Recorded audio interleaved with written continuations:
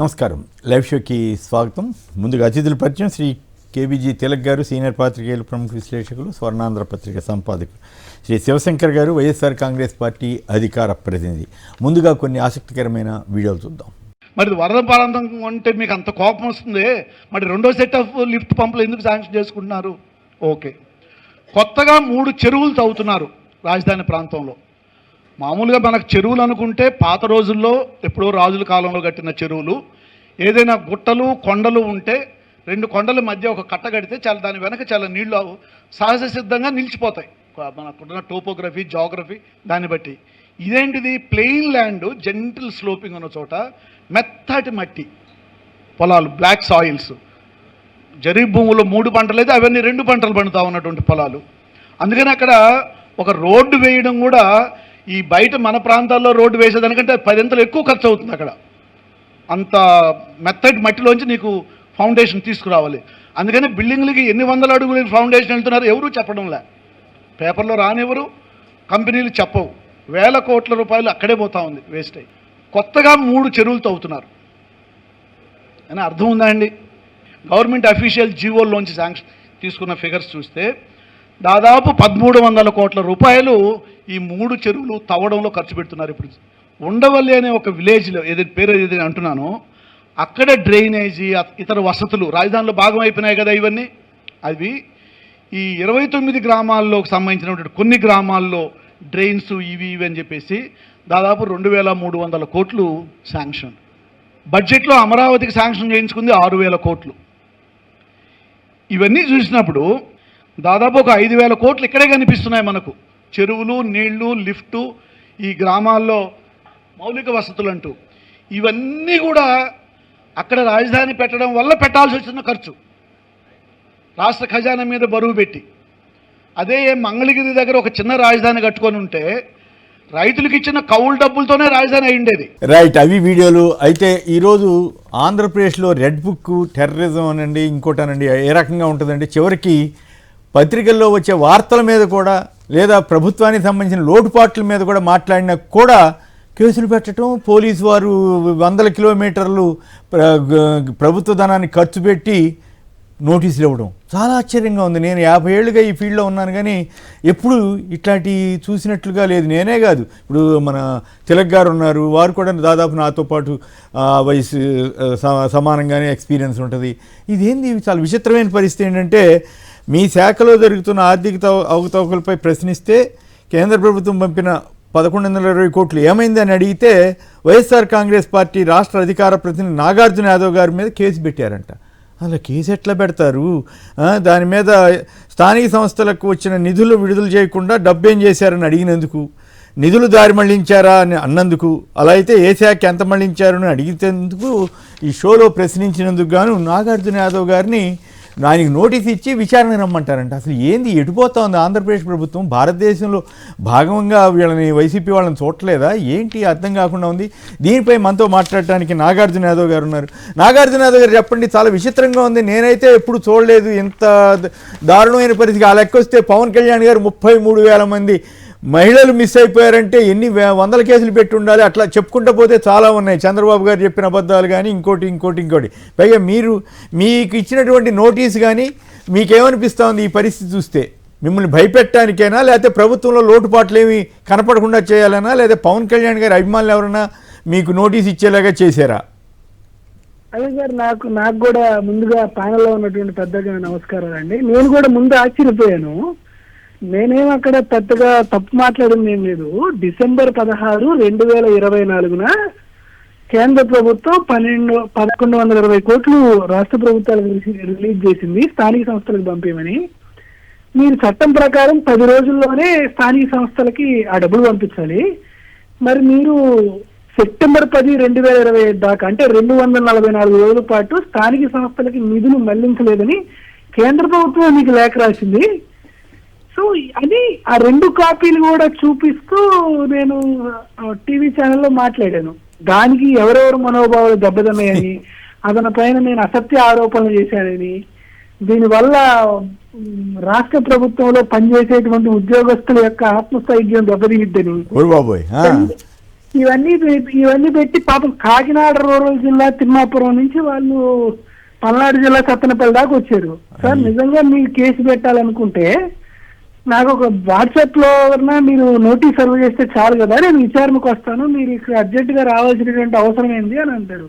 వాళ్ళు ఇప్పుడే విచారణకు తీసుకెళ్ళాలి సార్, మీరు కారు ఎక్కడో అడుగుతాడు. పాపం వచ్చిన ఒక సబ్ ఇన్స్పెక్టర్, 3 హెడ్ కానిస్టేబుల్, ఒక సిఐ, చాలా మంది ఒక బెటాలియన్ వేసుకొని కారు వేసుకొని వచ్చారు పాపం. ఓకే, ఇది ఎవరు చేయించారు? తెలుగుదేశం వాళ్ళతో చేయించారా లేకపోతే కంప్లైంట్ జనసేన వాళ్ళు చేశారా? ఎవరో ఒక కంప్లైంట్ అంటే ఎవరో రాశారు సార్, అది తెలీదా? కంప్లైంట్ కాపీ అను ఎఫ్ఐఆర్ కూడా ఇవ్వలేదు, కేవలం నోటీస్ ఇచ్చారు. Okay, FIR copy, complaint copy, మొత్తం కేసు డీటెయిల్స్ ఇవ్వండి సార్, అయినా నేను కోర్టు కన్నా వెళ్తానంటే లేదంటే మీరు ఆన్లైన్ లో తీసుకోండి, మేము నేరుగా ఇవ్వకూడదు అని చెప్పారు. బట్ నేను ఆశ్చర్యపోయేది ఏంటంటే ఇది పెద్దగా ఒకవేళ నిజంగా నేను తప్పు మాట్లాడానంటే రాష్ట్ర ప్రభుత్వం నుంచో లేకపోతే పంచాయతీరాజ్ శాఖ నుంచో ఒక రిజైన్ ఇవ్వచ్చు, లేదా నాగార్జున చేస్తుంది తప్పు, మాకు పలానా రోజు డబ్బులు వచ్చాయి, మేము చట్టం నిర్దేశించిన మేరకే 10 రోజులను నేను ట్రాన్స్ఫర్ చేశామని చెప్పొచ్చు.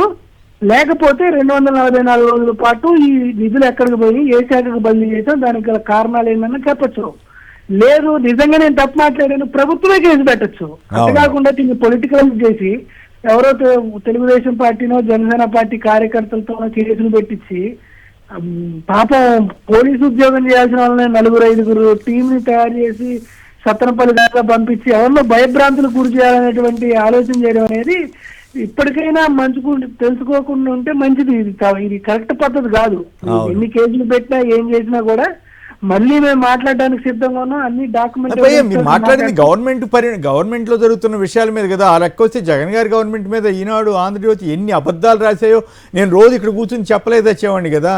మీరు మీరు మీరు మీకున్న సమాచారం ఆధారంగా మీరు చెప్పారు. ఒకవేళ నిజంగా మీరు చెప్పిన దాంట్లో సత్యదూరమైన విషయాలు ఉంటే ఖండించవచ్చు. మీరు చెప్పినట్లు ప్రభుత్వం అంత అప్రతిష్ట పాలయ్యేంత సీనే ఉంది దీంట్లో అసలు.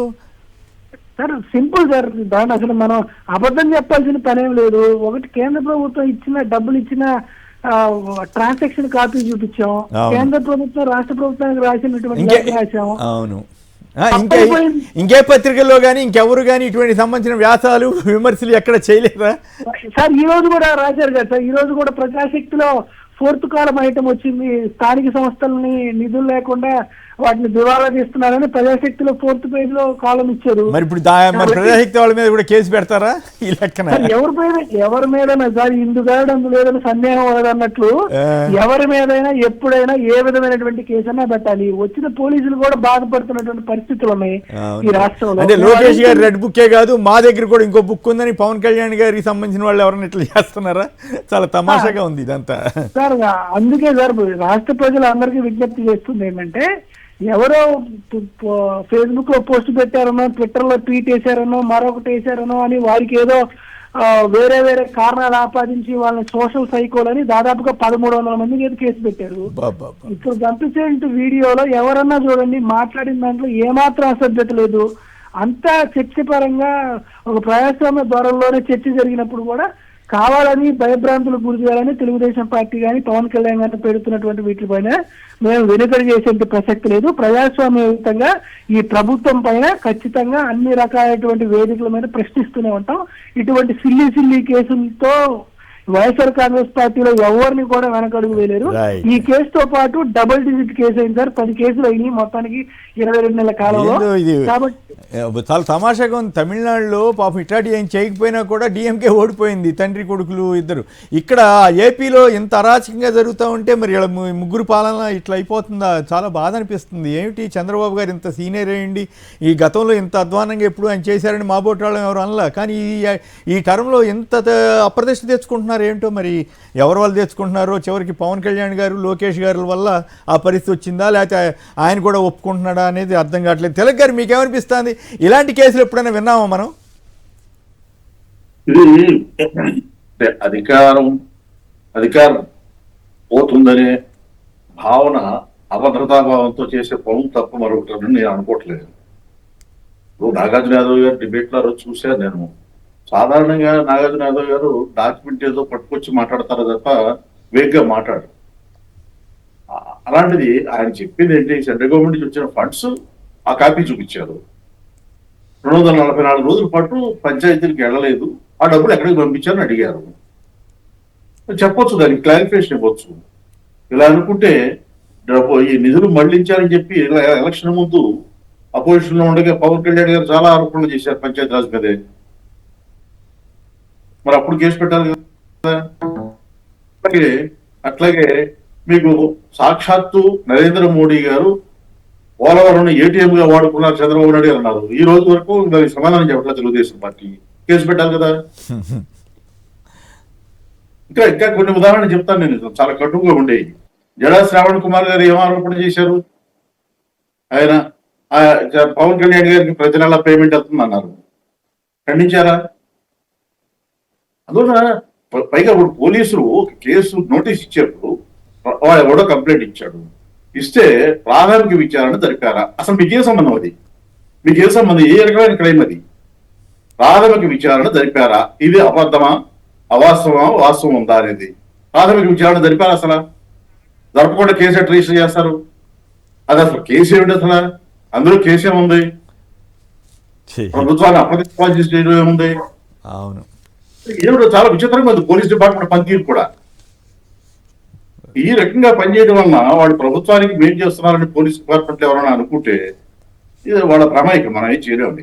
అంతే. రైట్. శివశంకర్ గారు చెప్పండి, మీ మిత్రుడు నాగార్జున యాదవ్కి ఇట్లాంటి నోటీస్ ఇచ్చి పోలీసులు సంచలనం సృష్టిస్తున్నారా, లేదా ఆంధ్రప్రదేశ్లో కూటమి ప్రభుత్వం ఈ దశకి వెళ్ళిందని అనుకోవాలా? నమస్తే సార్, మీకు అదేవిధంగా ప్యానల్లకి, మా మిత్రుడు నాగార్జునకి అందరికి.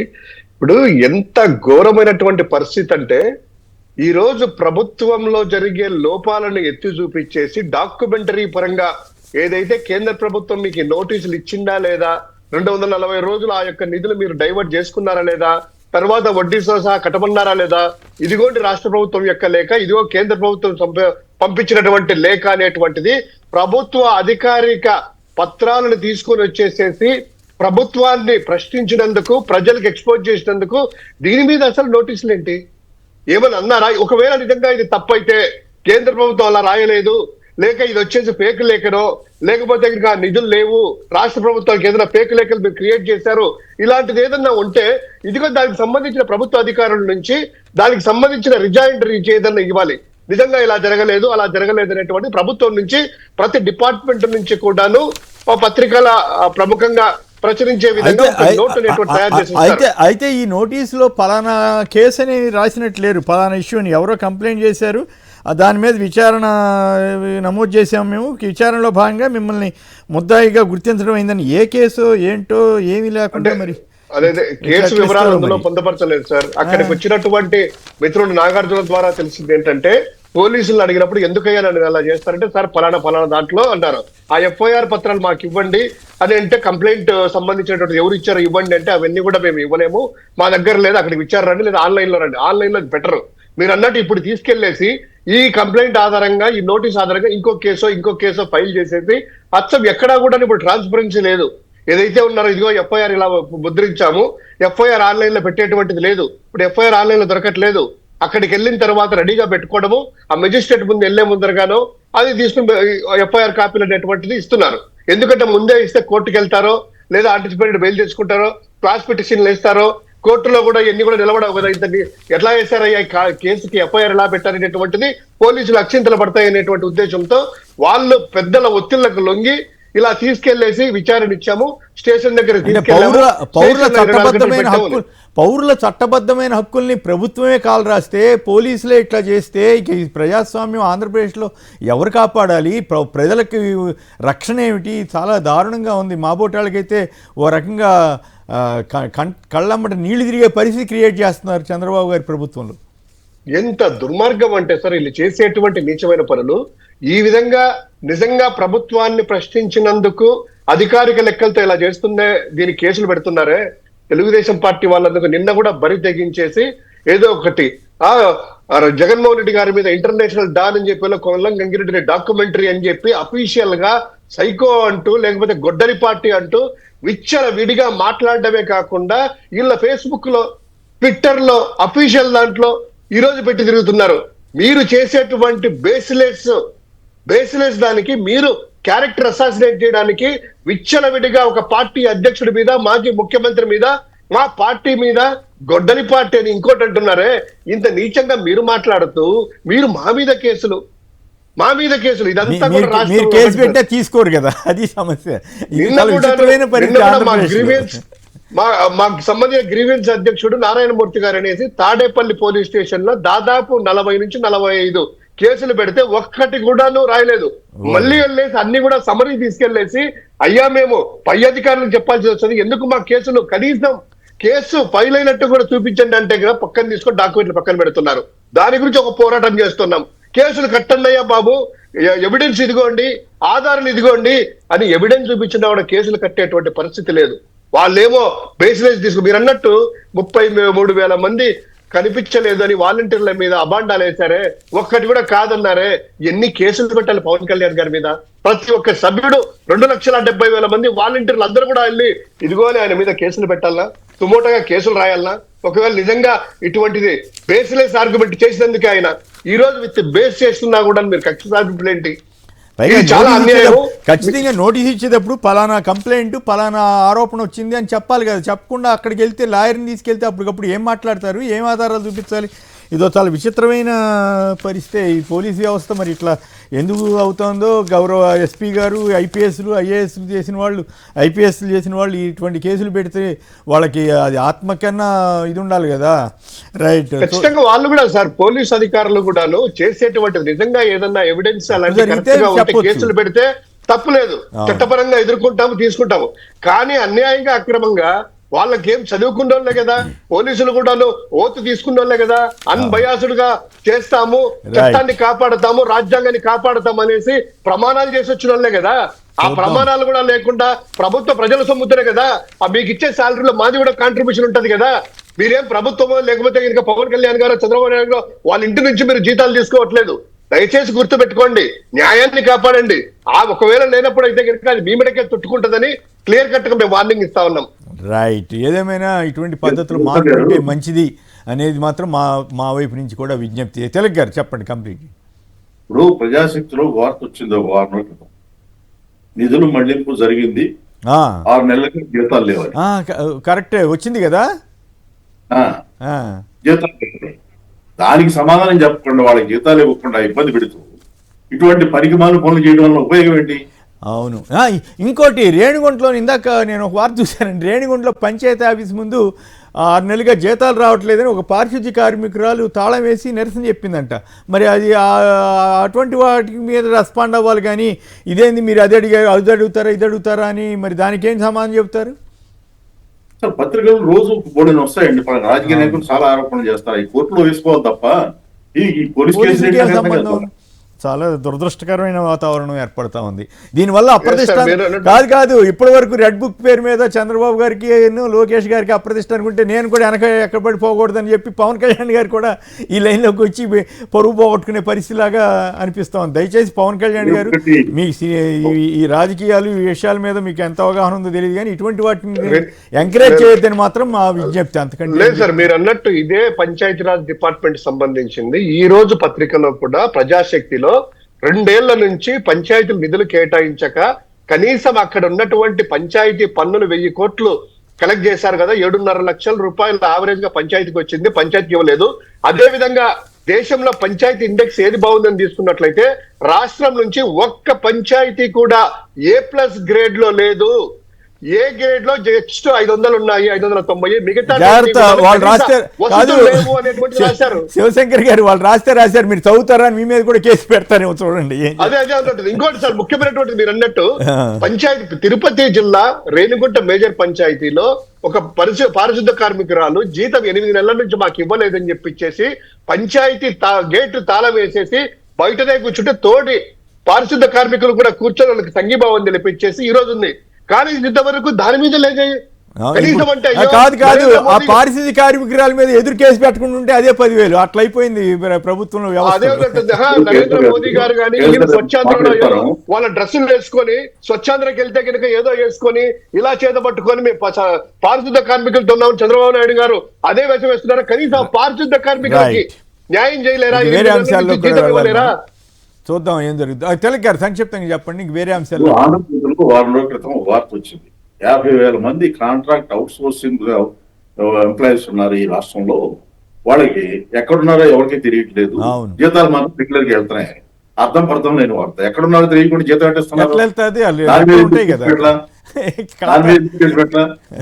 వాళ్ళ జోలికి ఎవరు వెళ్ళే పరిస్థితి లేదు కదా, ప్రభుత్వాన్ని వాళ్ళే నడుపుతున్నాం అనుకుంటున్నారు కదా ఎల్లో మీడియా వారు. రైట్. మోహన్ రెడ్డి గారు నెల్లూరు నుంచి. మోహన్ రెడ్డి గారు నమస్కారం, సంక్షిప్తంగా మాట్లాడండి. సార్ నమస్తే. నమస్తే, మాట్లాడండి. ఏం లేదు, ఇప్పుడు ఎమర్జెన్సీని చూశాను నేను. అవును, నేను కూడా చూసాం. ఎమర్జెన్సీలో కూడా కొంచెం స్వేచ్ఛ ఉంది, మాట్లాడే వాక్ స్వాతంత్రం ఉంది. ఎవరో లీడర్ని, రాజకీయ నాయకుల్ని అరెస్ట్ చేశారే కానీ పెద్ద పెద్ద వాళ్ళని, అవును, మామూలు సాధారణ వ్యక్తులు ఏ కామెంట్ చేసినా అవును. ఈ రోజు ఎమర్జెన్సీని ఉంచిపోయి ఎవరికి వాక్ స్వాతంత్రం అనేది ఆంధ్రప్రదేశ్ లో లేకుండా పోయింది. ప్రతి వ్యవస్థ నిర్వీర్యమైపోయింది, ఒక వ్యవస్థ కాదు. మరి అది ఎట్లా, మరి ఇది ఎంత సీనియర్ వ్యవస్థ నిర్వీర్యమైపోయింది.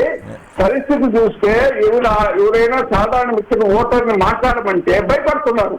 అయ్యో, ఏదైనా నిజాలు స్వేచ్ఛ అనేది లేకుండా పోయింది. చేసుకుంటున్నారు. రైట్. కానీ మరి ఏం చేద్దాం, నేను కూడా ఎమర్జెన్సీ అప్పుడు చూశాను. అప్పట్లో పత్రికల్లో ఖాళీగా వచ్చాయి, మాకు కుర్రవాళ్ళని డిగ్రీ గ్రాడ్యుయేషన్ అయితే ఏంది ఇంటి ఖాళీగా ఉండేది ఏంటా అనుకునేవాళ్ళం. ఇప్పుడు ఆ తర్వాత తెలిసింది, ఓహో సెన్సార్ చేస్తున్నారని చెప్పి. బహుశా ఆ పరిస్థితికి చంద్రబాబు గారి ప్రభుత్వం తీసుకెళ్తుందో ఏమో తెలియదు. కానీ చంద్రబాబు గారు అయితే 50 ఏళ్ళ ఎక్స్పీరియన్స్, ఇట్లాంటివి చేయొద్దు, చేసి ఈ వయసులో మీకు అప్రతిష్ట మూట కట్టుకోవద్దని మాత్రం చెప్పాల్సింది తప్ప ఇంకేం చేస్తామండి. ఇక తెలంగాణ వార్తలకు వెళ్తే తుమ్మిడిహెట్టి కోసం మళ్ళీ సంప్రదింపులు జరుగుతున్నారట. ఢిల్లీ వెళ్తున్నారు రేవంత్ రెడ్డి గారి. వాళ్ళ ఆయన అక్కడ సిబిఐని కూడా కలిసి ఈ కొత్తగా ఈ కరెంటు కొనుగోలు మీద దర్యాప్తు జరపమనో లేకపోతే కాళేశ్వరం మీద దర్యాప్తు జరపమని అడిగే అవకాశం ఉందట. తర్వాత అన్ని ఎక్సెస్ అంటూ పశ్చిమ రహదారుల టెండర్లలో హ్యామ్ రహదారుల టెండర్లో కాంట్రాక్టర్లు రింగ్ అయి 14 నుంచి ఏకంగా 70% ఎక్సెస్ చేశారని చెప్పి తెలంగాణ వార్తల్లో వచ్చింది. తెలంగాణకు సంబంధించి అయితే అదృష్టవశాత్తు ఇక్కడ ఏపీలో మాదిరి ఇష్టారాజ్యంగా ప్రెస్ మీద దాడులు చేయట్లేదు. అప్పుడప్పుడు జరుగుతున్నా మరి ఏపీ అంత ఘోరంగా అయితే కనపట్టలేదు కాబట్టి కొంచెం స్వేచ్ఛగా రాసుకుంటున్నట్టున్నారు. సుప్రీంకోర్టు ఆదేశాలు మార్గదర్శి చెంపపెట్టు తీర్పును వైఎస్ఆర్సీపీ తరఫున స్వాగతిస్తున్నామన్న ప్రధాన కార్యదర్శి జూపూడి ప్రభాకర్ గారు. మమతా బెనర్జీ గారు ఆసక్తికరంగా రాజీనామా చేయను అన్నారు. కానీ బట్ రాజీనామా చేయకపోతే మా ఆటోమేటిక్గా రద్దు చేసేస్తారు, అయిపోతుంది. ఉక్కు రంగంలో 190,000 కోట్ల పెట్టుబడులు వస్తాయని చంద్రబాబు గారు చెబుతున్నారు. మరి ఎంతవరకు వస్తాయో సంతోషం. సంక్షోభంలో చేనేత పరిశ్రమ ఉంది, దిక్కుతోతని స్థితిలో నేతన్నలు. జగన్ది దూరాలోచన, చాలా దీర్ఘకాలిక భవిష్యత్తును ఆలోచించి జగన్ గారు రాయలసీమ లిఫ్ట్ని తీసుకొస్తే ఈ బాబుది దురాలోచన చేసి దాన్ని రద్దు చేస్తున్నారు. దాన్ని ముందుకు తీసుకెళ్లకుండా రేవంత్ రెడ్డి గారు మాట వింటున్నారంటూ నేను నెల్లూరులో కాకాని గోవర్ధన్ రెడ్డి గారు, శైలజానాథ్ గారు వీళ్ళందరూ కూడా దాని మీద ఒక రౌండ్ టేబుల్ నడిపారు. జీపీఎస్ బాధుడు అంటూ ధాన్యం తరలించే వాహనాలకు జీపీఎస్ రెన్యువల్ ఛార్జీల పేరు మీద వడ్డన చేస్తున్నారట. మట్టి పనుల్లో మాయాజాలం అని చెప్పి ఎల్లో మీడియానే రాసింది. మరి వాళ్ళ ఉద్దేశం ఏంటో. తర్వాత 8 దశాబ్దాలుగా అక్కడ రామాలయం ఉందంట. మరి అక్కడ ఆకివీడి గొడవ నడుస్తూ ఉంది. పోలవరం ఓటీఎస్ పెంపు, పోలవరం ప్రాజెక్టులో పరిధిలో తాడువాయి నిర్వాసితుల పరిహారం పెంపు అంటూ మరొక వార్త వచ్చింది. సో ఇవన్నీ అట్లాగే కేకే లైన్ పోయే, వాల్తేరు డివిజన్ రద్దు, విశాఖ రాయగడ రైల్వే డివిజన్ల ఏర్పాటు, అధిక ఆదాయం వచ్చే కేకే లైన్ ఒడిశాకే. అయితే దీని మీద రైల్వే జోన్ స్వప్నం సాకారం అయిపోయింది. ఎల్లో మీడియా నిజానికి ఆ రైల్వే జోన్ ఆఫీసుకి జగన్ గారి టైంలోనే భూమి ఇస్తే ఆ భూమి మీద కూడా కాంట్రవర్సీ క్రియేట్ చేశారు ఆ రోజుల్లో. ఇప్పుడేమో స్వప్నం సాకారం అయిందంటూ బ్రహ్మాండంగా రాశారు. వస్తే సంతోషమే. కానీ పాయింట్ ఏంటంటే అసలు కేకే ప్రాంతం కిరండల్ కొత్త వలస కిరండల్ లైన్ లేకుండా చేయడం వల్ల ఆదాయం పోతుందనేది ఎక్కువ మంది భావన. సో అలాగే పవన్ కళ్యాణ్ గారికి సంబంధించి ఒక ఆసక్తికరమైన విషయం ఏంటంటే మమ్మల్ని బానిసలుగా మార్చొద్దు అంటూ ఆయన ఎవరో రాయంజంపేట జనసేన ఇన్ఛార్జ్ రాయల్ గారంట భలే ఆసక్తికరమైన స్టేట్మెంట్ ఇచ్చారు. పవన్ సార్ మమ్మల్ని బానిసలుగా మార్చొద్దని. అంతకంటే ఇంట్రెస్టింగ్ స్టేట్మెంట్ ఏంటంటే ఏపీలో రిజర్వేషన్ల రద్దు కుట్ర. ఇది ఎవరో వైసీపీ వాళ్ళు, సిపిఎం వీళ్ళు ఎవరో చెప్పట్లా. తిరువూరు తెలుగుదేశం ఎమ్మెల్యే కొలికిపూడి శ్రీనివాసరావు సంచలనమైనటువంటి ప్రకటన చేశారు. సరే ఎల్లో మీడియా ఎట్లాగే అవుతుంది కానీ సాక్షి వాళ్ళు కూడా లోపల పేజీలు వేశారు. మరి దీనికి ఉన్న ప్రాధాన్యత అయితే నాకైతే చాలా ఆశ్చర్యం అనిపించింది. ఆయన ఈ స్టేట్మెంట్ ఇచ్చారంటేనే ఇది పెద్ద. మరొక వార్త ఏంటంటే చంద్రబాబు వద్ద కోటరీలు లేవని లోకేష్ గారు అంటున్నారు. మరి ఎవరి వద్ద ఉన్నాయి ఏం కదా, వీటన్నిటి మీద చర్చలోకి వెళదాం. మరో 2 వార్తలు కూడా మీ దృష్టికి తీసుకొచ్చిన తర్వాత రాజకీయ అంశాల్లోకి చర్చలోకి వెళదాం. 2వ విడత భూ సమీకరణపై భగ్గుమన్న రైతులు, నమ్మిన రైతులను నట్టేట ముంచిన ప్రభుత్వాన్ని ఎలా నమ్మాలని నిలదీత అయినప్పుడు కూడా ఏబి వెంకటేశ్వరరావు ఇటువంటి తెలుగుదేశానికి అనుకూలమైనటువంటి వాళ్ళు అనుకున్న వాళ్ళు కూడా ఇదో పెద్ద స్కామ్ అన్నారు. ఇప్పుడు ఇందా చూసాం కదా, మాఫియా అనే దానికి ఏబి వెంకటేశ్వరరావు లాంటి వాళ్ళు వెళ్ళారంటే local mafia, state level mafia అని ఆయన అంటున్నారంటే వినడానికి ఆశ్చర్యంగా ఉంది. అంటే వాళ్ళే తట్టుకోలేకపోతున్నారా అన్నది. కంప కోసం కోట్లు ఎంతంటే 36 కోట్లు అన్నారట, ఇప్పుడు 40 కోట్లు పెంచుతున్నారట. సో ఆ పరిస్థితి. నెలాఖరుకు 60% ల్యాండ్ పూలింగు, ఇప్పటికే 3 గ్రామాల్లో 40% పూలింగ్ అయిపోయిందని ఎల్లో మీడియా కథనం. సో ఇక చివరికి వరి కష్టాలు, ధాన్య సేకరణపై సర్కారు మేనమేషాలు, గనుల్లో ఆదాయం ఉపాధి అంటూ చంద్రబాబు గారు సమీక్షించారు. కానీ మరోవైపు నెల్లూరు జిల్లాలోనూ ఈస్ట్ గోదావరి ఇట్లో క్వాడ్జ్ ఇటువంటి వాటి మీద లాటరైటు ఇంకా అనేక విలువైన ఖనిజాలు తెలుగుదేశం నేతల ఆధ్వర్యంలోనే దోపిడీ జరిగిపోతుందని అనేక వార్తలు వస్తున్నా మరి పట్టించుకోకుండా ఉంటే ఆదాయం ఎట్లా వస్తుంది? ఇసుక సంగతి చెప్పనక్కర్లేదు కదా. సో వీటన్నిటి మీద మనం ఇప్పుడు చూసాం. ఇప్పుడు దీనికి వెళ్దాం. పవన్ సార్ మమ్మల్ని బానిసలుగా మార్చకండి.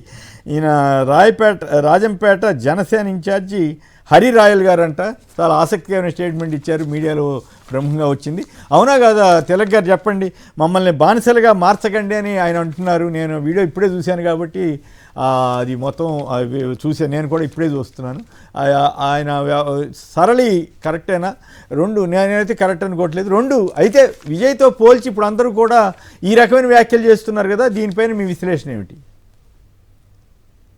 పవన్ కళ్యాణ్ గారు విజయ్తో పోల్చడం సంగతి పక్కన పెడితే, తమిళనాడు ఎన్నికల నుంచి అక్కడ జరిగిన పరిణామాలు చూసి గుణపాఠాలు నేర్చుకోవాలి.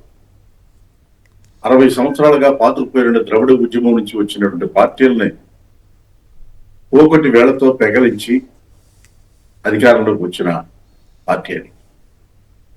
తర్వాత పురభావన కావాలని చెప్పి ఆయన అనలా విజయ్ గారు,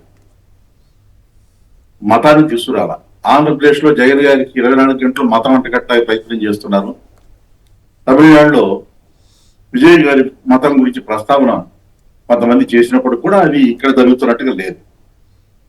జనరల్ గా ఆయన విజయ్ గారి స్పీచెస్ కూడా ప్రజల సమస్యలు, ప్రజల బాగోగుల గురించి మాట్లాడారు తప్ప ఈ కుల భావన, మత భావన ఇటువంటి ఈ మా సనాతన ధర్మం ఇటువంటి మాట్లాడాల. అక్కడి నుంచి గుణపాఠాలు నేర్చుకోవాలి. ధైర్యంగా ఒంటరిగా ఎలా పోటీ చేశాడు పొత్తు లేకుండా. ప్రధానమంత్రి స్థాయి నుంచి ఒత్తిడిచ్చింది, ఆయన పొత్తుకెళ్ళరా. ఇవాళ ఆంధ్రజ్యోతి వార్త నిజమైతే ఇవాళ కూడా గవర్నర్ గారు ఏమన్నారట, ముందు మీ బలం 14 రోజులు టైం అడిగాట బలం నిరూపణకి. ముందు మీ బలం నిరూపణ చూసిన తర్వాతే మేము అది పిలుస్తామని చెప్పేసి అన్నారు. అంటే గేమ్ మొదలైంది. సో ఎన్ని ఒత్తిళ్లున్నా ఆయన నిలకడగా విజయ రాజకీయాలు చేస్తున్నారు ఇప్పటివరకు. భవిష్యత్తులో ఎలా ఉంటుందో తర్వాత విషయం.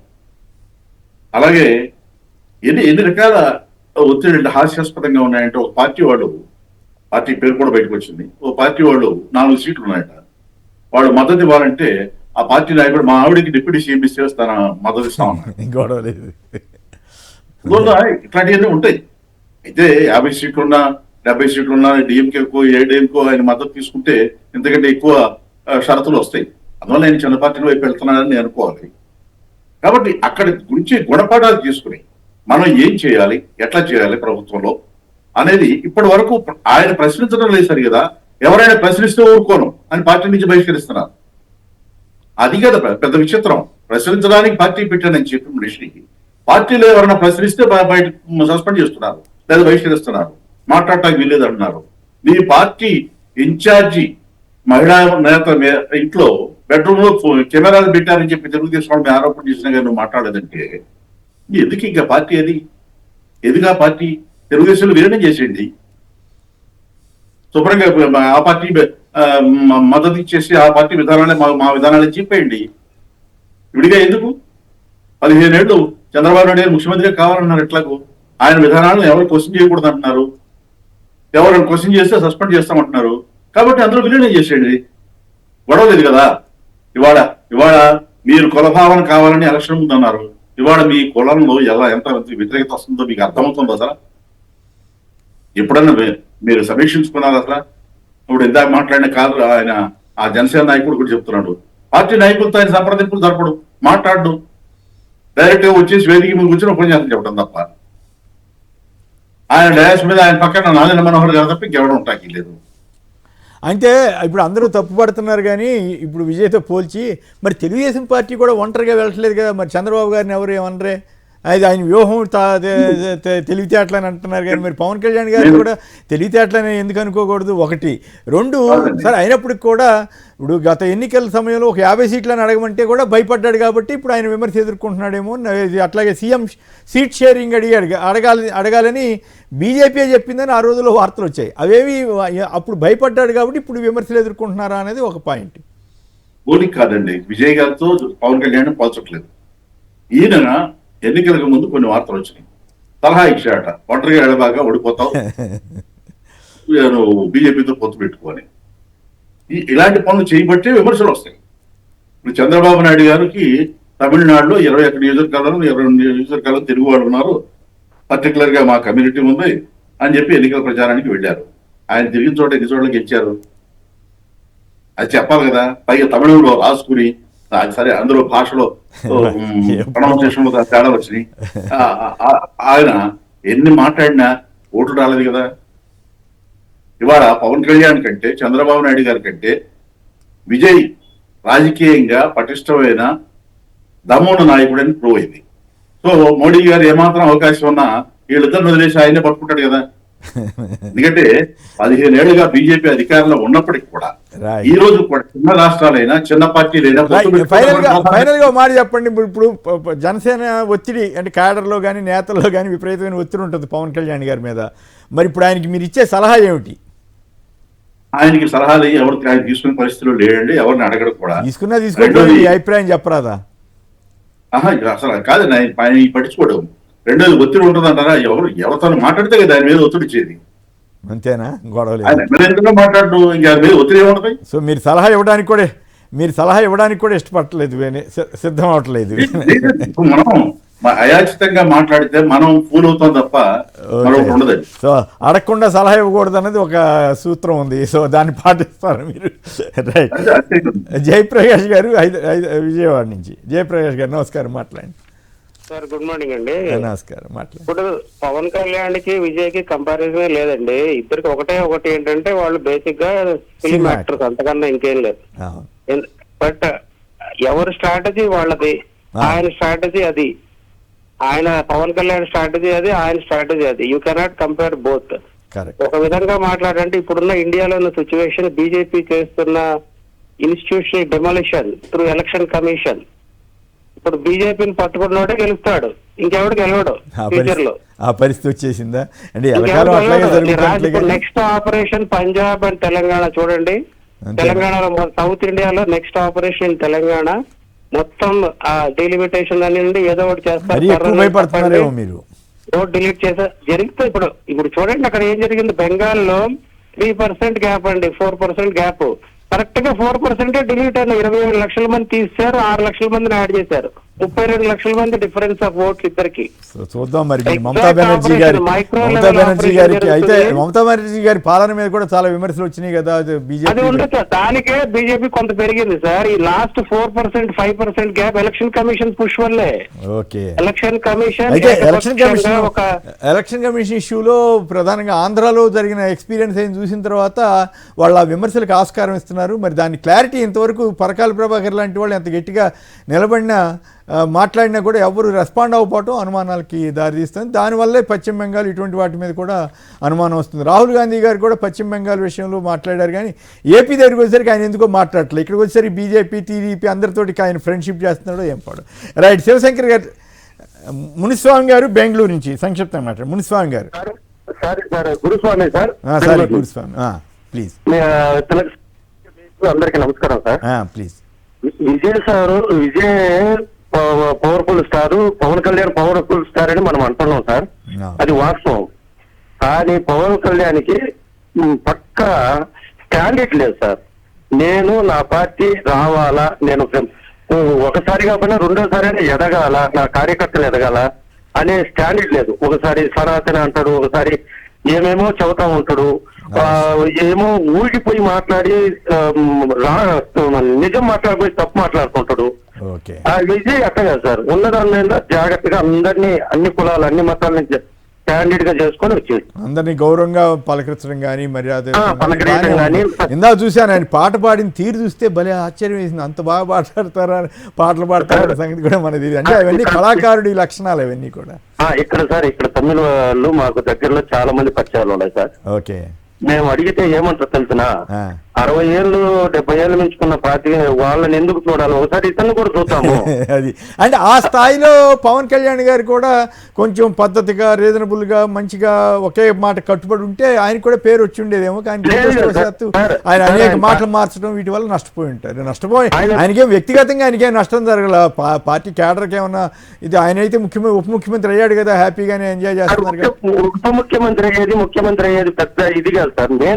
నువ్వు ఎమ్మెల్యేగా ఉండు, లేదు కార్యకర్త ఉండు, ఒక అందరు మెచ్చుకునేటట్టు ఉండాలి సార్. కరెక్ట్. ప్రజాభిమానం పొందగలిగితే సంతోషిస్తాం. రైట్. ఓకే అండి, రైట్. శివశంకర్ గారు చెప్పండి, ఏమిటి హరిరాయల్ గారి వాదనతో? ఆఫ్ కోర్స్ మీరు వేరే పార్టీ అయినప్పుడు కూడా దీని మీద కామెంట్ చేస్తారా? మమ్మల్ని బానిసలుగా మార్చకండి అని ఆయన అంటున్నారు. పాపం హరికిరణ్ రాయలు మా జిల్లా వాసి అనుకుంటా సార్, రాజంపేట జిల్లా వాసి, రాజంపేట ఆయన. బట్ నాకు తెలిసి ఏదో ఒక విభాగానికి, జనసేనలో ఒక విభాగానికి నియోజకవర్గ ఇన్ఛార్జిగా పనిచేస్తాననేటువంటిది సోషల్ మీడియాలో నేను విచ్చలవిడిగా ట్రోల్ అవుతా ఉంది, చూస్తాను. అతని మీరు అన్నట్టు అట్లాంటి మూసుకోవడాలు ఇవన్నీ కూడా కొంచెం, అంటే ఎంత ఫ్రస్ట్రేషన్ లో ఉన్నాడో నాకైతే నచ్చలేదు. చేయకపోవచ్చు, మెచ్యూరిటీగా ఉండాలి, అలా చేయించుకోవచ్చు. బట్ ఆయన ఆవేదన అనేటువంటిది, నేను ఎన్నిసార్లు వెళ్ళినా కూడా కనీసం అపాయింట్మెంట్ లేదు, ఇక్కడ మమ్మల్ని రానియట్లేదు, టీడీపీ వాళ్ళు మా పరిస్థితి ఏంది, కానీ బిల్లు వేసుకొని తిరుగుతున్నాం 14 ఏళ్ల నుంచి, మేము మీతోనే ఉంటాము, కానీ నువ్వు నిర్మాణం చెయ్య, మాకు ఇది అవతల విజయ్ నిజుడు అనేటువంటిది కంపేర్ చేస్తే అతను బాధపడిన తీరు నిజంగా చాలా బాధాకరమే సార్. మనకు కూడా ఒక సానుభూతి ఆయన మీద చూపించాల్సినటువంటి పరిస్థితి. ఎందుకంటే ఒక రాజకీయ పార్టీలో ఆయన కూడా మాలాగే ఉన్నాడు కాబట్టి, ఒక వ్యక్తిత్వం కోసమో లేకపోతే సెల్ఫ్ రెస్పెక్ట్ కోసమో బతికేటువంటి వాళ్ళు రాజకీయాల్లో వాళ్ళ గౌరవం చూసుకుంటారు. అంత గౌరవం లేకుండా ఈ రోజు మేము ఉన్నాము కార్యకర్తలము జనసేనలోని, అతను బాగా నిజంగా పవన్ కళ్యాణ్ గారు ఆలోచన చేయాలి. ఇక రెండవది, ఈ హరికిరణ్ రాయల్ అనేటువంటి వ్యక్తే కాదు సార్, చాలా మంది మిత్రులు మనకు ఉంటారు, అన్ని కులాల వాళ్ళు, కాపులు, గోదావరి జిల్లా వాళ్ళే ఇట్లా కొంచెం టచ్ లో ఉంటారు కాబట్టి వాళ్ళు మాట్లాడే విషయం కూడా అట్లాంటిదే. మావాడు మంచి ఛాన్స్ మిస్ చేసుకున్నాడు, మొన్న ఒంటరిగా పోటీ పెట్టింటే చంద్రబాబుకి తొత్తు లేకుండా కనీసం అంటే కనుక 60-70 ఇచ్చేసి కింగ్ మేకర్ అయిండేవాడు. అదే చంద్రబాబు నాయుడు వచ్చి మా పవన్ కళ్యాణ్ సీఎం గా ఇచ్చిండేవాడు, ఎందుకంటే జగన్ రాకూడదు అనేటువంటి ఇద్దరిది ఒకటే సిద్ధాంతం కాబట్టి. నేనైతే ఒకటి ఎక్స్పెక్ట్ చేశాను శివశంకర్ గారు, 2 కండిషన్స్ పెడతారనుకున్నా. ఒకటి 50 సీట్లు తక్కువ అయితే నేను తీసుకోనని పొత్తు పెట్టుకుంటాం, అది వ్యూహం, తప్పేం కాదు. నేనేదో సింగిల్ సింహం ఇవన్నీ సరే, మీరు రాజకీయ నాయకులు డైలాగులు చెప్పొచ్చు, కానీ తెలివిగా ఇప్పుడు అధికారం సంపాదించిన తర్వాత వాళ్ళు రెడ్ బుక్ అన్నా ఇంకో బుక్ అన్నా మనం సచ్చినట్టు పట్టట్లేదా? అధికారులంతా బ్రహ్మాండం సార్ అని అంటలేదా? అది అధికారం సాధించడానికి ఉన్న మార్గాల్లో అదొకటి. కొందరికి అది నచ్చవచ్చు, కొందరికి నచ్చకపోవచ్చు. కానీ అక్కడే ఒక 50 సీట్లు అడుగుతారని నేను ఎక్స్పెక్ట్ చేశాను, కానీ చేయలేకపోయారు.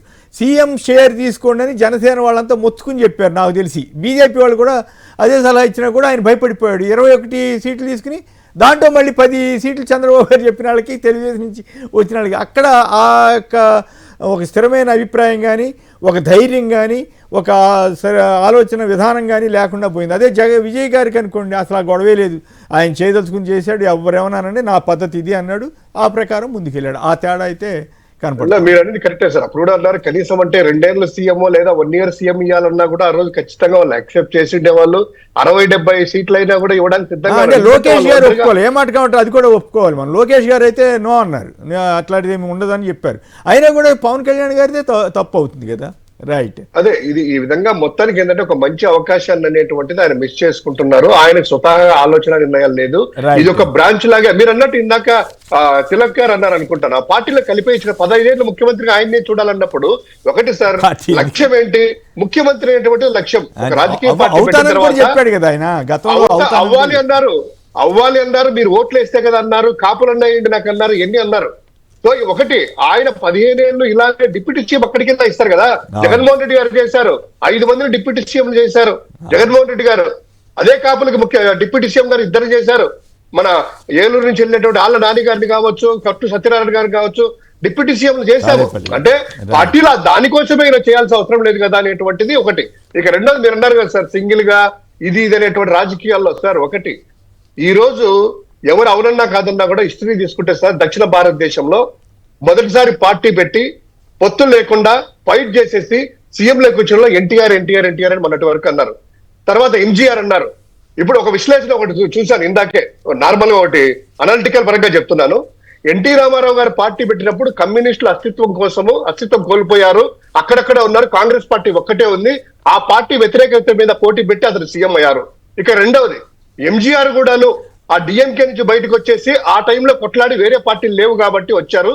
కానీ ఈ రోజు విజయ్ అనే వ్యక్తి మొదటిసారి పార్టీ పెట్టి 2 బలమైన పార్టీలు అన్నా డిఎంకే నువ్వా నేనా అనేటువంటిది రాజకీయాలను శాసించే పార్టీలని ఎదురొడ్డి వచ్చాడు కాబట్టి వీడ్రా మగాడ్ అనేటువంటిది అంటున్నారు. అంటే మన విజయ్ అనేటువంటి వ్యక్తిని వాళ్ళకంటే గొప్పవాడని నేను చెప్పగలను.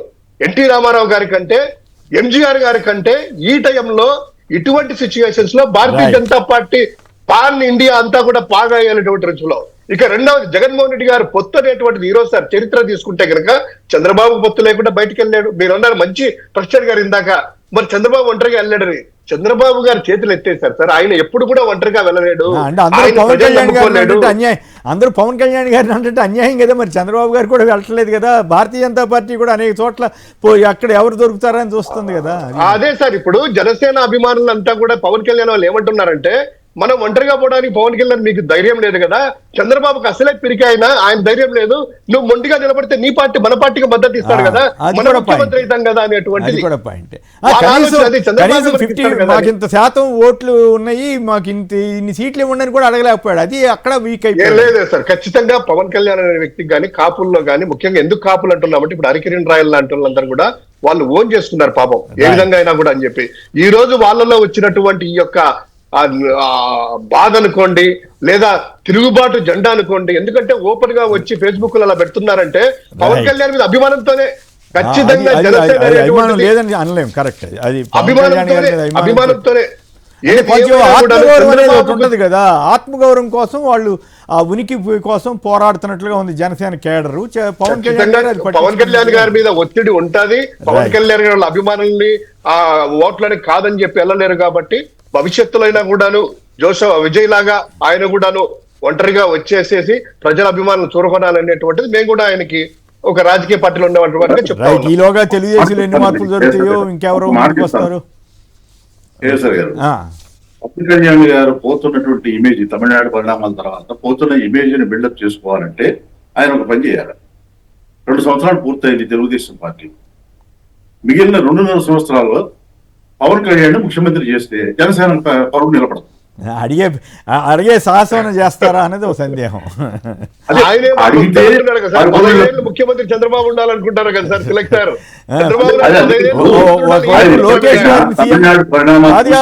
లోకేష్ గారిని సీఎం చేయడానికి అన్ని ప్రయత్నాలు జరుగుతున్న తరుణంలో ఇప్పుడు ఏదైనా జరగండి, వాడు జనసేన క్రెడిబిలిటీ దెబ్బతింటే కూటమి గెలవదు. కాబట్టి జనసేన క్రెడిబిలిటీ బిల్డప్ చేయడం కోసం పవన్ కళ్యాణ్ 2 సంవత్సరాలు ముఖ్యమంత్రి అడగండి. అంటే మొదటే అడగాలి. Right, okay. ఇంకో 2 ఇంపార్టెంట్ వార్తల మీద కామెంట్ చేయండి తిలక్ గారు. ఏపీలో రిజర్వేషన్ రద్దు కుట్రని టీడీపీ ఎమ్మెల్యేనే అంటున్నారు కొరికిపూడి. అలాగే చంద్రబాబు వద్ద కోటరీలు లేవని సామాన్య కార్యకర్తలు కూడా నేరుగా కలవచ్చని ఆయన లోకేష్ గారు అంటున్నారు. ఈ 2 మీద మీ కామెంట్ ఏంటి? రిజర్వేషన్ రద్దుకు బేసిస్ ఏమిటనేది నాకు అర్థం కాలేదు. అది మరి మీరు చిన్న విషయం కాదు. దళిత క్రైస్తవులు అంటే మీరు అది ఫాలో కాలేదేమో. దళిత క్రైస్తవులకు ఎస్సీ హోదా కల్పించాలనే డిమాండ్ తోటి జరిగిన మీటింగ్లో ఆయన మాట్లాడారట. మాట్లాడిన సందర్భంలో మాజీ ఐఏఎస్ విజయ్ కుమార్ వీళ్ళంతా వచ్చారట. దళిత క్రైస్తవుల ఎస్సీ హోదా రద్దు అంశాన్ని ముందుకు తెచ్చి రాష్ట్రంలోని దళితులంతా క్రైస్తవులే అని ప్రచారం ద్వారా రిజర్వేషన్లను తొలగించే ప్రయత్నం జరుగుతోందని ఆయన ఆరోపించారట. అది విషయం జరిగేది కాదండి. దళిత క్రైస్తవులు అనే సబ్జెక్ట్ అది కాంట్రవర్సీ ఉంది దాంట్లో. ఇప్పుడు మతం ఉంటుంది, వేరే మతాలు మతం మారినంత మాత్రాన వాళ్ళకి కులం పోతుందా మతం పోతుందా? అది కాదు. అంటే ఆ వంకతో దళితులకు రిజర్వేషన్ రద్దు చేస్తారేమోని భయపడుతున్నాడు. మరి మీరైతే దాని మీద లేదా అది ఇష్యూ చేయడం కోసం ప్రయత్నం చేస్తున్నారు. సరే, అది ఒక ఆస్పెక్ట్. రెండోది అడిగిన సబ్జెక్ట్ చంద్రబాబు గారి వద్ద కోటరీ లేవని లోకేష్ గారు అంటున్నారు. మీరు ఒప్పుకుంటారు? అది లేవని 40 ఏళ్ల నుంచి చూస్తున్నాం. ఇవాళ లోకేష్ గారు చెప్తే తెలుస్తుందా? 40 ఏళ్ళ నుంచి చూస్తున్నాం కదా ఏ కోటరీ ఉంది ఏంటనేది. అందువలన అయితే అయితే అట్లా కాదు, లోకేష్ గారు ఫలానా వాళ్ళు మాట్లాడుతున్నారని ఎల్లో మీడియానే రాసింది కదా, మరి వాళ్ళందరినీ కోటరీగా చూడాలి. లోకేష్ గారి దగ్గర ఉంది, లోకేష్ గారి పొలిట్ బ్యూరో ఎలా అపాయింట్ చేశారు, వాళ్ళ తెలుగుదేశం వెబ్సైట్ లో ఏమొస్తుంది? పొలిట్ బ్యూరో అంటే తెలుగుదేశం పార్టీ అంటే ఏంటో తెలియని వాళ్ళని కూడా పొలిట్ బ్యూరో మెంబర్లుగా అపాయింట్ చేశారని వాళ్ళ వెబ్సైట్ లో వస్తున్నాయి. ఓహో, అదొకటి ఉందా? సరే. కోటరీ అనేది అక్కడ ఉంది, ఇక్కడ ఉంది, లోకేష్ గారి దగ్గర ఉంది, చంద్రబాబు నాయుడు గారి దగ్గర ఉంది. రైట్. అంటే జనరల్గా రాజకీయ పార్టీల్లో కోటరీ అంటే చుట్టుపక్కల ఉన్నవాళ్ళు అని అర్థం. దానికి ఎవరు లేకుండా ఒక్కడే నడపలేరు కదా, అది కూడా మనం గమనించాలి. రైట్. అయితే పెట్టుకునేటప్పుడు మంచి వాళ్ళని పెట్టుకుంటే ఇబ్బంది ఉండదు, కాంట్రవర్సీ వాళ్ళని పెట్టుకున్నప్పుడు కొంచెం అప్పుడు కోటరీ అనేదానికి కొంచెం గొడవ అవుతుంది. రైట్. శివశంకర్ గారు ఫైనల్గా చెప్పండి, చంద్రబాబు వద్ద కోటరీ లేవంటున్నారు, మరోవైపు ఏబి వెంకటేశ్వరరావు గారు లాంటి వాళ్ళు అంత సీరియస్గా మాఫియా, లోకల్ మాఫియా, రాష్ట్ర మాఫియా అన్నదానికి కూడా మాట్లాడుతున్నారంటే ఏమై ఉంటుంది? అమరావతి ఇష్యూలో కూడా అట్లా విశాఖ ఇష్యూలో మాట్లాడారని. సో సంక్షిప్తంగా చెప్పండి, టైం తక్కువ అయిపోయింది. ఒకసారి కోటరీ అనేటువంటిది చంద్రబాబు కోటరీ లేదు, ఆయన చెప్పింది నిజమే. ఆ కోటరీ అంతా నా దగ్గర ఉంది, నేను కదా కోటరీ నడిపేదని చెప్పి ఆయన చంద్రబాబు వాళ్ళ నాన్న క్రెడిట్ ఇచ్చేది తీసుకోలేదు, వాళ్ళ నాన్న కూడా నా కోటరీలోనే ఉన్నాడని చెప్పేది ఆయన మీనింగ్ కావచ్చు. అది మనం ఓకే. ఇక రెండవది అంటే పనులు ఏదన్నా కావాలన్నా మా నాన్న దగ్గరికి వెళ్తే రావు, నా దగ్గరికి రండి, నేను ఇప్పుడు అంతా అని చెప్పి కోటరీ ఇక్కడ ఉందని చెప్పి ఒక మెసేజ్ పంపించినట్టు మనం అనుకోవాలి. ఇక రెండవది ఏబి వెంకటేశ్వరరావు గారు చెప్పిన ఈ రోజు ఆయన మరి ఎవరు చెప్పినా కూడాను వాస్తవం వచ్చేసేసి 99 పైసలకు భూములు కట్టబెట్టడం అనేటువంటిది ఇది చాలా దుర్మార్గమైనటువంటి విషయము. అది కూడాను అమరావతి భూములు రెండో సేకరణ ఇప్పుడు ఇవాళ గొడవలు అవుతా ఉన్నాయి ఊళ్ళల్లో, దాన్ని కూడా ఆయన స్కామ్ అన్నాడు ఆయన, అది విశేషం. లేదా 100% ఇక్కడ జరిగేటటువంటిదంతా కూడాను పెద్ద స్కామే. పెద్ద పరిమిలో నిన్న తీసుకున్నప్పుడు ఆ రైతుల దగ్గరికి గ్రామ సభ పెడితే గ్రామ సభలో మూకుమ్మడిగా తిరస్కరిస్తూ 12 ఏళ్ల కిందట మా సోదరులు ఫస్ట్ ఫేజ్ లో ఇస్తే ఇంతవరకు వాళ్ళకి 1200 గజాలు అనేటువంటిది లేదు. 1200 గజాలు కాదు, మాకు 1600 గజాలు ఒకరు అడుగుతున్నారు, కొంతమంది 3 లక్షలు అడుగుతున్నారు. ఏదైనా పర్వాలేదు తీసుకోండి. ఇప్పుడు అవసరం ఏమొచ్చింది సార్? మొదటి ఫేజ్ లో వాళ్ళకి భూములు కేటాయించేసిన వాళ్ళకి ప్లాట్లు ఇచ్చేసేసి అక్కడ డెవలప్ చేయండి ఫస్ట్. రెండో ఫేజ్ ఎందుకు? ఇది చంద్రబాబు నాయుడు పుట్టి మునిగిపోతుందని చెప్పి ఏబి వెంకటేశ్వరరావు వాళ్ళు రైతుల మీద ప్రేమతో మాట్లాడట్లేదు. చంద్రబాబు నాయుడు పుట్టి మునిగిపోతుంది, తెలుగుదేశం పార్టీ పోతుంది, ఇలా చేయకండి అనేటువంటిది ఆయన చేయకండి కాదు చేయకండి అన్నంత వరకు అయితే ఓకే, కానీ స్కామ్ అని కూడా ఆయన అన్నారు. అక్కడ విశాఖపట్నం ఏమో పెద్ద మాఫియా అని అన్నారు. ఆ రెండు ఇంట్రెస్టింగ్. ఖచ్చితంగా సార్ ఈ రోజు స్కామ్లే. ఎందుకంటే ఆయన చెప్పినా ఇంకొకరు చెప్పినా మనం చెప్పినా కూడాను ఈ భూములు ఎవరికి ఇస్తున్నారు, ఆ భూములు కేటాయించిన వాళ్ళ కనీసం అడ్రస్లు లేని వాళ్ళకి కూడాను తన అనుయాయులకు వెళ్ళేసి అమెరికాలో వెళ్ళిపోతే ఆ రోజు రిజిస్టర్ చేసుకుంటారు, తర్వాత ఇక్కడికి వస్తుంది ఉర్సానా బర్సానా కంపెనీలకు ఇమీడియట్ గా ఇక్కడ ఇస్తారు. అంటే 4 నెలలు రిజిస్ట్రేషన్ కూడా లేకుండా ఒక అపార్ట్మెంట్ లో అడ్రస్ ఉంటే 99 పైసలకు భూములు ఇవ్వాలనేటువంటిది వాళ్ళు పన్నాగం కట్టారు. అది ఎదురు తిరిగే లోపల ఇంకో కట్టారు. మళ్ళా ఆయన ఎదురు తిరిగి ఏం మాట్లాడుతున్నాడు? ఐటీ శాఖ మంత్రి గారు నేను మొత్తం ఇచ్చేస్తానయ్యా నీకు ఎందుకు అంటాడు. అదేదో హెరిటేజ్ భూములు అయినట్టు, లేదా చంద్రబాబు నాయుడు గారు ఆస్తులు అయినట్టు అన్ని ఇచ్చేస్తా 99 ఫ్రీగా ఇచ్చుకో, మీ భూములు మేము వద్దన్నామా? మీ భూములు ఫ్రీగా ఇచ్చుకో, ఇది ప్రభుత్వ భూమి కదా. ఇంకోటి సార్ ముఖ్యమైన విషయం మనం మర్చిపోయినట్టుంది, జస్ట్ ఒక 2 నిమిషం తీసుకుంటాను. విశాఖపట్నం సంబంధించినటువంటిది జోన్, రైల్వే జోన్ సంబంధించింది చాలా ముఖ్యమైన విషయం. ఈ రోజు దానికి సంబంధించి ఆంధ్రజ్యోతి వాడు ఓని గొప్పలు రాస్తా అందులో వైఎస్ఆర్సీపీ ప్రభుత్వంలో కనీసం భూమి కూడా ఇవ్వలేదు. ఇప్పుడు చాలా అన్యాయం కదా, చాలా అన్యాయం కదా.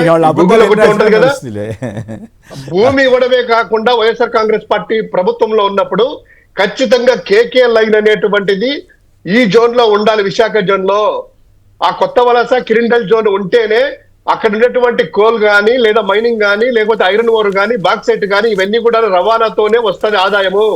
ఇప్పుడు ఏం చేశారు సార్? కేకే లైన్ తీసుకెళ్లేసి ఒడిశాలో కలిపేశారు రాయగఢ్ లో. అదే విధంగా అరకు సంబంధించి టూరిస్ట్ అక్కడ తీసుకెళ్లారు. ఇక్కడ ఇది కూడాను మనకు భారంగా మిగిలిపోతా ఉంది. కేవలం వీళ్ళకి ఎందుకు సంబరాలు చేసుకుంటారో అర్థం కాలేదు. కేకే లైన్ లేకుండా అసలు దానికి మీనింగే లేదు కదా. ఏదైనా చేయండి, వాళ్ళు సంబరం చేసుకోవటం వాళ్ళ హక్కు, అది మనం ఏం చేస్తాం. ఏదైనా నష్టమైనా సరే కవరప్ చేయాలి కదా, ఎల్లో మీడియాకి బాధ్యత. కవరప్ సార్, రాష్ట్రానికి భవిష్యత్తు తాకట్టు పెట్టి విభజన చట్టంలో రాష్ట్రాన్ని మన హైదరాబాద్ వదులుకొని వచ్చిన తర్వాత దానికి సంబంధించిన సబ్స్టిట్యూటే కదా ఇది మనకి ఇచ్చేది. దాంట్లో చట్టంలో ఉన్నదాని కదా. ఇప్పుడు భిక్ష మేము ఇవ్వట్లేదు కదా, ఆ చట్టంలో లేనైతే కనుక పర్వాలేదు. ఖచ్చితంగా వాళ్ళు చేసుకుంటే చేసుకున్నారు కానీ వాళ్ళు సంబరాలు చేసుకుంటే తప్పులేదు, స్వప్నం వాళ్ళని రాసుకుంటే తప్పులేదు కానీ బట్ ఆ కేకే లేనేదో విశాఖ ఇచ్చింటే నిజంగా అప్పుడు వాళ్ళు చేసాం సార్. మేము కూడా మోదీ ప్రభుత్వాన్ని అభినందించే వాళ్ళం, విమర్శ కూడా చేసేవాళ్ళం. మా పాత్ర ఉంది. ఈ రోజు కూడాను కేకే లైన్ కోసం Right. వైఎస్ఆర్ కాంగ్రెస్ పార్టీ పోరాటం చేస్తది. Right. అది వచ్చే వరకు సాధిస్తాం. రైట్. తిలక్ గారు, శివశంకర్ గారు, నాగార్జున యాదవ్ గారు అందరికి కూడా ధన్యవాదాలు. ఇది నేటి చర్చా కార్యక్రమం. నమస్కారం.